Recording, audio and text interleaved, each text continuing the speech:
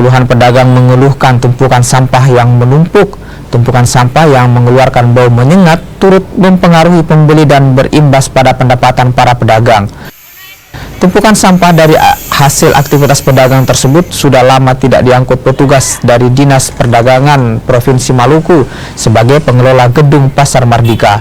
Mereka berharap tumpukan sampah segera diangkut petugas kebersihan agar tidak mengganggu aktivitas jual beli. Ya terganggu Pak, tiap hari terganggu kita ini. Cuma kita sabar saja. Bagaimana solusinya pemerintah ya ini kan? Busuk juga. Ya busuk ya. Kalau sudah begitu busuk, bukan cuma sebentar, tiap hari. Risa kayaknya enak mau belanja cepat-cepat karena baunya jadi selain ya harapannya supaya sampahnya diperhatikan cepat dibersihkan.